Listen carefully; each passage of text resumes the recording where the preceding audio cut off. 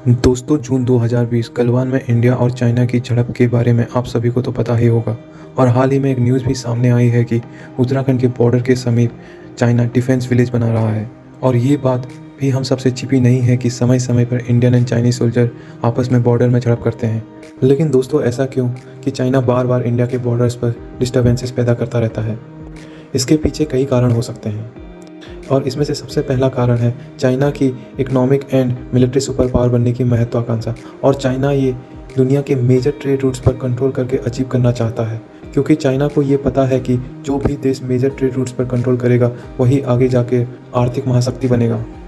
अगर आप major trade routes देखें तो चाइना का 60 से 70 ट्रेड वाया इंडियन ओशियन और साउथ चाइना से होके जाता है, और ये दुनिया के one of the busiest trade route में आता है और चाइना के लिए बहुत इंपॉर्टेंट भी है। साउथ चाइना सी के आसपास चाइना काफ़ी मिलिट्री पावर तेज़ी से बढ़ा रहा है, और ये वही काम इंडियन ओशन में भी करना चाहता है, जिसमें वो काफ़ी हद तक सफल भी हुआ है। जैसे कि श्रीलंका को अपने लोन के जाल में फंसा के हम्बनटोटा पोर्ट 99 ईयर्स की लीज पर लेना और काफ़ी अफ्रीकी देशों में अपनी मिलिट्री बेस को स्थापित करना, क्योंकि इंडियन ओशन चाइना से काफ़ी दूर है और यहाँ इंडियन नेवी की एक बहुत स्ट्रॉन्ग प्रेजेंस भी है, और युद्ध के हालात में चाइना की दुखती नस बन सकता है। इसके अलावा इंडिया और यूएस का अलायंस इंडियन ओशन में चाइना का ये प्लान कमज़ोर कर सकता है। अगर हम इंडिया के नॉर्थ में देखें तो चाइना अपने बेल्ट एंड रोड इनिशिएटिव के अंतर्गत सीपेक में इन्वेस्ट कर रहा है। सीपेक जो कि पाकिस्तान ऑक्यूपाइड कश्मीर से होकर गुजरता है, इंडिया इसका कड़ा विरोध करता आया है, और यही विरोध चाइना के प्लान को कमज़ोर करता है।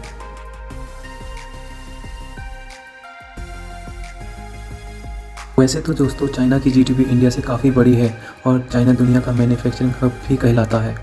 लेकिन अमेरिका और यूरोप अब धीरे धीरे चाइना से डिपेंडेंसी हटा के और एशियाई देशों में अपना इन्वेस्टमेंट बढ़ा रहे हैं, जैसे कि इंडिया, वियतनाम और फिलीपींस।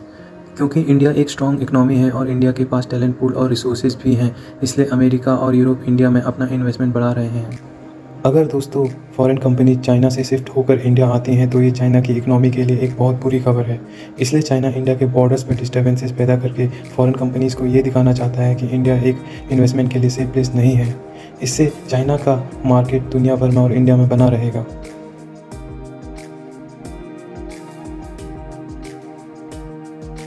दोस्तों, अगर आप चाइना का मैप ध्यान से देखेंगे तो आप पाएंगे कि चाइना की 94% आबादी उसके ईस्ट कोस्ट में रहती है, क्योंकि वहाँ नेचुरल रिसोर्सेज, फ्रेश वाटर और एग्रीकल्चर लैंड ह्यूज मात्रा में अवेलेबल है। लेकिन अगर आप चाइना का वेस्ट साइड देखेंगे तो वहाँ बहुत बड़ा कोल्ड डेजर्ट नज़र आएगा, और वह इंसानों के रहने के लिए अनुकूल नहीं है। इसके कारण चाइना अपनी सलामी लैंड स्लाइसिंग के टेक्निक के तहत दूसरे देशों का लैंड कब्जाने की कोशिश करता है, और इसमें भारत का north east region, particularly Arunachal Pradesh आता है। इसके अलावा इंडिया के नॉर्थ में बहुत ज़्यादा फ्रेश वाटर सोर्स और मिनरल्स अवेलेबल हैं जो चाइना की निगाह में हैं। अगर चाइना को आर्थिक महाशक्ति बनना है तो उसे पहले एशिया में अपना दबदबा कायम करना होगा, लेकिन उसका एशिया में सबसे बड़ा प्रतिद्वंदी इंडिया है। भले ही इंडिया चाइना के बराबर इकोनॉमिक पावर ना हो, लेकिन इंडिया के professional military, strategic location advantage and defence power में एडवांसमेंट चाइनीज़ बॉर्डर के लिए एक बड़ा खतरा है। इसके अलावा इंडिया यूएसए का एक स्ट्रेटेजिक पार्टनर भी है जो चाइना को बिल्कुल नहीं भाता है। इसी कारण चाइना धीरे धीरे इंडिया बॉर्डर पर अपनी प्रेजेंस और डिफेंस सिस्टम को मजबूत कर रहा है।